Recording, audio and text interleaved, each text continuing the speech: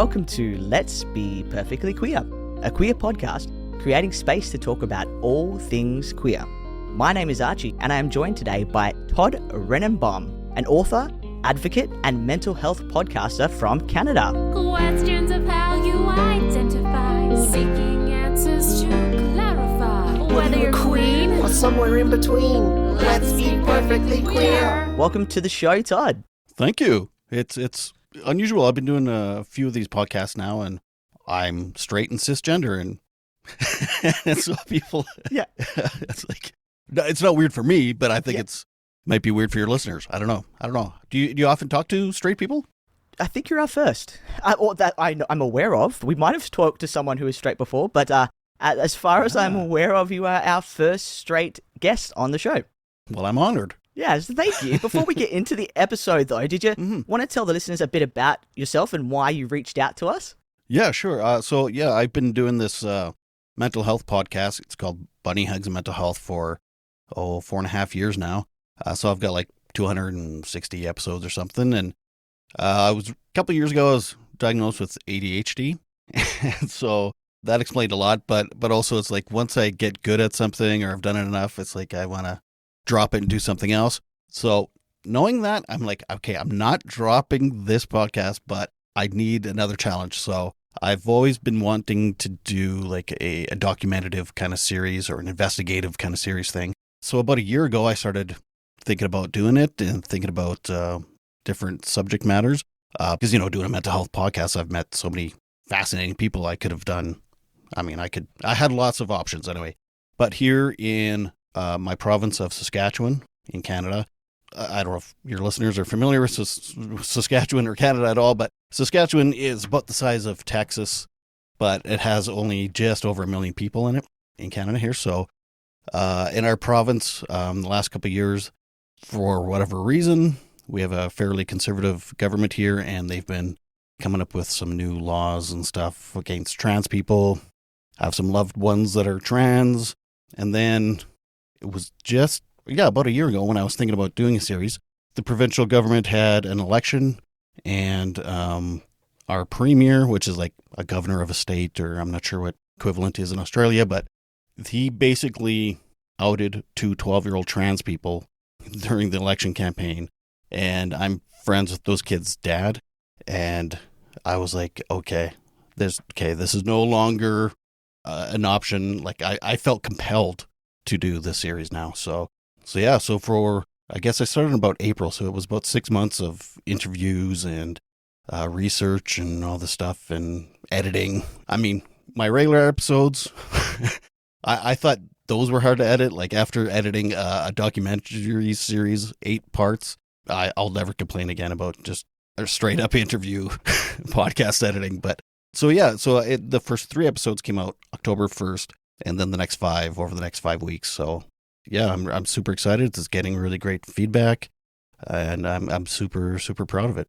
Yeah, no, that sounds awesome. And well done for wanting to be that ally and that advocate for those queer and trans people in your lives. Because sometimes, and especially in the world that we are in right now, we need people like yourself standing up and saying, that's not okay, that's not right. And in Australia, we call them premiers as well. So we do have premiers here as well. Okay. So when you were saying that, I was like, I totally understand. Maybe the US listeners or people from other countries might not.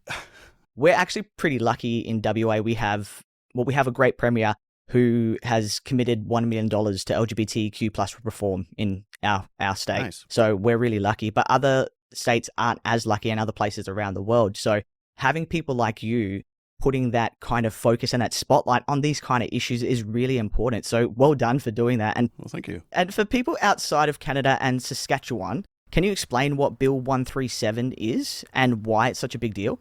Yeah, so Bill 137, it is, a couple things. One, it's the provincial government will not allow third parties to come in and teach sex ed. So that's Planned Parenthood and any LGBTQ kind of community people to come in and talk. And also, no, children under 16 cannot use their preferred pronouns or preferred names without parents' consent. So it's basically, as one of my guests said on the show, it's basically outing children bill. But They call it the parental right bill. Or no, I can't remember. The parental, you know what I'm saying. Yeah, exactly. They make it sound like it's like parents don't have rights, which is completely bullshit. They're not giving parents more rights. They're just taking rights away from children is what it is. So yeah, that was so episode 2 of the series is all about Bill 137, but not so much about the bill itself as it is how it came about and all the controversy and all the shitty politics and politics. Yeah, it's just, politics. It's gross. And we'll make sure we'll link that into the show notes so people can go over and listen to that episode and so they understand a little bit more. And with these kind of bills, they are quite harmful. And coming from a mental health background, do you expect a massive surge in Saskatchewan for LGBT kids to have that mental health hit? Or what's your feeling around it? I probably somewhat, but also I think it's almost doing the opposite of what they were wanting. I think it's actually bringing people together more. Like, it's like in the 90s, laws against gay people and not having HIV medication, and like it actually, people are rallying together now. And a lot of the teachers I've spoke with, they're like, we don't even go to our administration to out the kids. Like we just completely ignore the bill. Yeah, they're like, no, this is ridiculous. This is all politics. It's all bullshit. And a lot of teachers I've talked to have trans children themselves, not just in the classrooms, but, in their own families. That said, there are obviously some teachers that are, a little more quote unquote traditional, I guess, even though being trans, it's also traditional. It's been happening since the dawn of time. So I guess I don't know. I would love to see the stats. I don't know if there's anyone even collecting stats on suicidality on trans kids pre-137 and post-Bill 137, but I wouldn't be surprised if it went up for sure, but also made the communities very cut and dry, clear, more connection. I don't know what I'm saying. I know what I'm saying. I just can't say it. Yeah. And something like earlier when you said thank you for using your privilege and that, to be honest with you, when I started my first few interviews, I was actually terrified. I was like, what am I doing? I'm setting myself up here to get canceled. There's going to be trans people going to be super pissed off that a straight, cis, middle-aged white guy is even talking about this stuff. And honestly, it was hard to get some people to talk to me at first. It's so weird because I felt like them. I was like, I was a little paranoid. Like, should I be doing this? But it was actually, they had more to lose than I did. You know what I mean? Because a couple of people I talked to said, we've done interviews before and it was all good and fine. And then the article comes out and they mix our words up and whatever. And then, it's what's that called? Bait and switch kind of thing. So anyway, I was worried, like, oh my God, this is too controversial. I shouldn't be doing this. Every single person I talked to said exactly what you said. So the first, I did one interview and they were like, oh, thank you so much for using your privilege. And we get educational exhaustion. And I was like, okay, well, cool. That was nice of them. Next one, same thing. Next one, same thing. I was like, wait a minute. Like I quickly realized I'm up my own ass and I've been, somehow they planted it. Somebody somewhere along the line planted a seed in my brain that I shouldn't be talking about this stuff. Yeah. When it's, again, exact opposite. Everyone's been extremely lovely. So everybody has imposter syndrome. And, that's what you felt like an imposter in a space that you were like, oh, maybe I shouldn't be talking about this, or? No, I was more worried that like the trans community would come after me for even attempting to talk about this stuff. Because, I have heard of situations like that early on, like pre-COVID maybe. And I think a lot of the trans community went to those people and said, hey, these people are at least trying. Like there's a time and a place for that kind of advocacy where you're like really do get in people's faces. But if people are reaching out and attempting to be allies or asking questions, maybe let's chill out a bit. Yeah. So yeah, I had that in my brain and I was completely wrong. I've had nothing but love from the community. And it just shows that you're doing the right thing. And sometimes, people know if you're genuine or not. Some people are still a bit on the fence because they've been burnt in the past. But I try to come from this perspective of, hey, you're trying to be genuine and you're trying to make a difference. And, and it's great that people can see that and that you're using your platform to do that as well. And, being a teacher, I can understand from the teaching background how you're like, no, this bill is absolutely messed up. I'm not going to agree with it because I got into the profession for the kids. And, and it's great to see the same thing in Canada where there are people standing up and saying, no, I don't agree with it. This is a crappy bill. And unfortunately, I don't care what the Department of Education, I don't know what you call it over in Canada, but is it something similar? The Ministry of Education. So the Ministry of Education says kids come first. Yeah. Well, it's funny so the provincial government came up with this bill, and then they said to all the school divisions, which I think there's 9 in Saskatchewan, they said it's up to you to police it. So then a lot of the school divisions are like, okay, we're not going to police it. And some did, depending, there's more conservative areas than others throughout the province. Yeah. So I think there's a lot of school divisions that are pretty, low key, don't do anything about it. So, yeah. But there's been teachers say that are sexual educators. Basically, anything that they do in their class, they have to get approval from the board first, which they never had to do before either. And again, they were like, they've always let me just do whatever. Like, it's just an unnecessary step because the province says we have to do this. So, and another thing I wanted to add to, like, one of the other reasons I wanted to do this too is I have a trans nephew, and basically no one in my family says his preferred pronouns and name. And so I it's not that I don't have any skin in the game. I do have some skin in the game to do it sincerely and with good intentions, but not enough to like have too much emotion involved in it. Yeah. And, for your nephew, you standing up, this would be huge for them just to have that person in their life to be like, it's okay to be you. And so you don't realize how much of a difference you are making to your nephew's life. I hope so. I haven't talked to them since I started this project, okay, here's the other thing. When I started it, I was like, let's see what happens. And by the time I collected all the data and I had made all the interviews, like, I knew this was like bigger than I thought it was going to be. And when it came to the editing, it was heavy. Like, I was like, I've got a huge responsibility here. I don't want to fuck this up. Like, I'm silly and stuff. And like, okay, well, I still want to have me in the episodes, but I wanted to make sure I was honored to do it, but also there was a couple of sleepless nights where I was like, how do I do this just so? And I feel like I did it well. I don't know. I'm getting good feedback, so that's good. That's awesome. I was, I scroll TikTok a lot, and even in Australia, the impact of Trump to people's bravado to be able to be homophobic, sexist, misogynistic is insane. So there was a lesbian couple who were just going to the shops with their kids. They were getting slurs. Just some random young men were just yelling slurs at them and when they saw that Trump got elected, they said they were scared because they were expecting this to happen. And it did happen. And it's just sad that someone with so much hate and misogyny and who wants to divide everyone is in such a position of power, is having an impact on the rest of the world. And that it gives people, and particularly young men, almost the freedom to like, oh, well, if someone in power, like the president is saying this stuff, we can too. And it's like a get out of jail free card. And it's scary, for sure. It's definitely scary. We are very lucky in Australia. We have such great sex discrimination act that means that, our rights are protected. And we had recently Paula Gerber on our podcast, who is all about, human rights. And she explained to us in Australia, we're actually quite lucky because of the Sex Discrimination Act. Laws like this, it is a bit hard to pass because of we have the right to be who we are. Well, I'll get into the legality of Bill 137 a bit too, because we do too.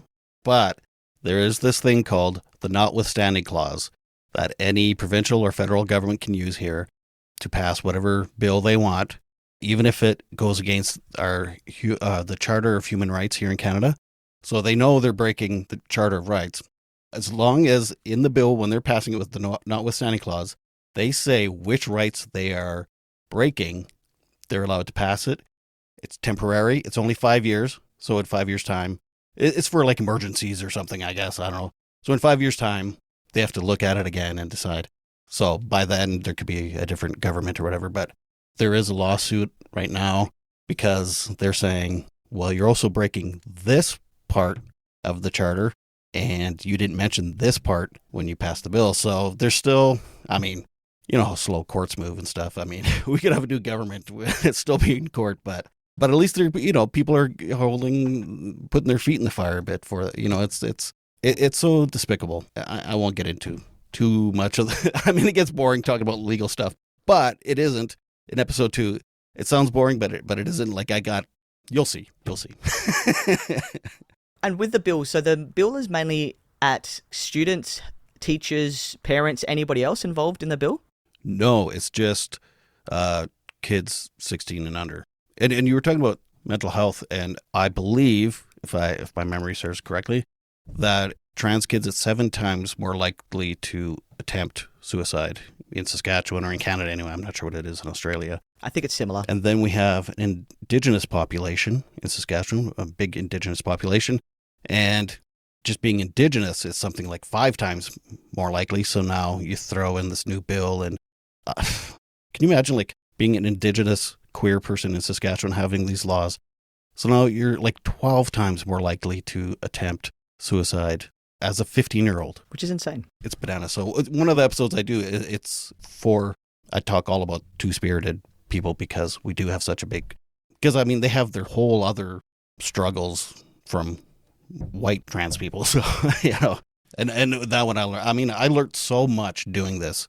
I learned so much from doing this, and my heart grew probably 3 times the size. I'm like the Grinch. I was about to say, that's a Grinch. That's a reference from Grinch. Well, one of the reasons when the editing became, why it was so, I didn't want to screw this up, was because I made so many wonderful connections doing this series. Like, I mean, people that will probably be friends for life now that I didn't know who they were. And I was like, you know, if I saw them on the street, I'd be like, oh, there's a trans person. But now it's just like, oh my God, you know, like I hear their stories. I hear, you know, just like, holy shit.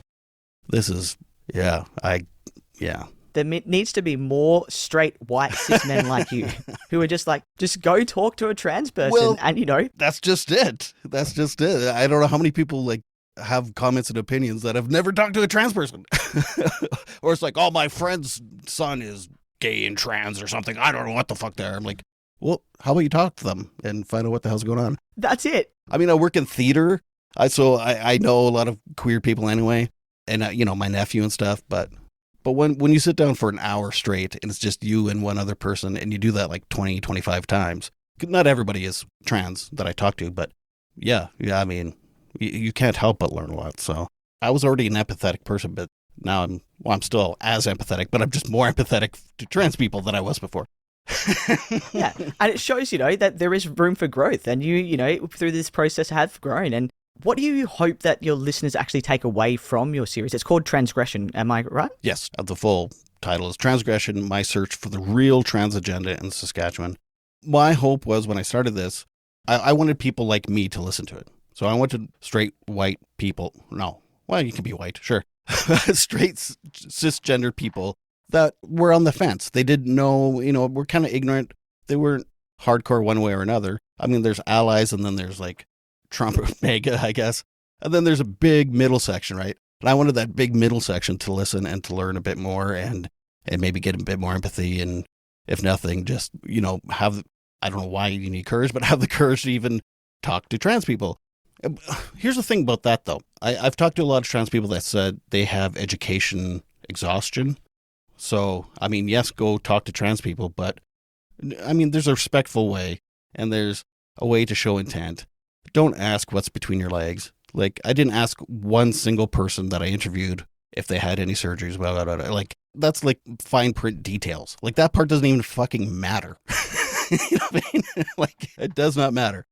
It's all, everything else matters. Anyway, my hope was that people like me who are maybe empathetic but don't know enough and are curious or maybe too scared to have these conversations to listen and persuade them one way rather than the other way, because the other way gets enough goddamn media coverage and YouTube channels and blah, blah, blah, blah, blah. So, and I had a trans friend kind of consult me for the first little bit because I wanted to do it right, one, and two, it was just a good idea. But because I did want to talk to people opposed or transphobic people or people that are opposed to trans rights, and kind of like, I don't know, you know, the Daily Show in the States. Like, I wanted to like do the bait and switch on them and make them look like idiots. And my friend was like, no, don't do that. was like, no, how come? Well, they're like, well, for one thing, their voice is loud enough. And two, some of them can be dangerous people. You don't want to fuck around. And I thought, good point. Like, here's what you want to talk about. Just, you want to learn about it more? Here, just do that. Don't start poking bears that don't need poking. And I'm so glad I did that. And then because I was consulted with them too. Once people found that out, then they were a little more willing to talk to me. And then it's almost like the floodgates open.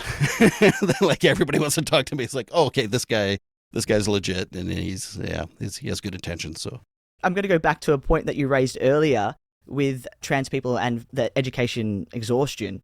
Yeah, you definitely feel it. And then also you have people who, I spoke to another trans person recently who's been called an it by an employee. Go talk to it. And it's like, you can't call the trans person an it. It is, that's derogatory. And then also being questioned about, what surgeries you're having. I once went on a podcast because there was a guy from the mines. And so the mines in Australia is typically very blokey, very like oil and gas kind of thing. Yeah. White cisgender men, kind of very misogynistic. Yeah.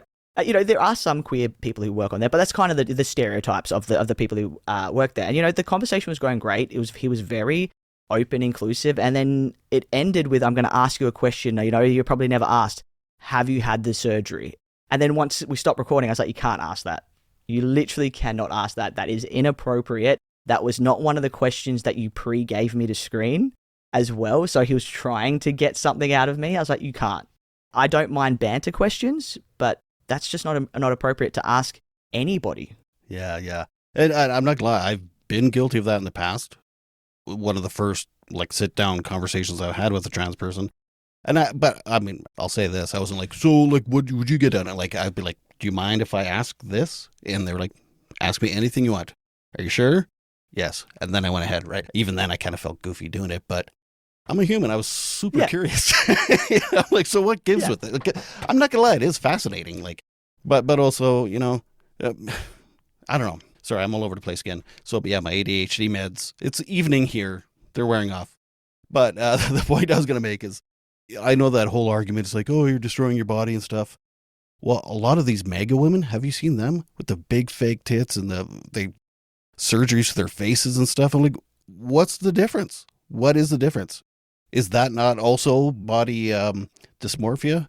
It's still gender conforming care. That's 100% it. So when people say, you're ruining your body, it's like, okay, but, you can have fillers, you can dye your hair constantly, you can get breast augmentation to make your boobs ridiculously large, and everybody's okay with that. But when a trans person... You have anal bleaching. Exactly. But when a trans person actually just wants to do something to make themselves who they are, then it's a problem, which is ridiculous. And it's also, throughout my interviews, people were saying it's life-saving operations.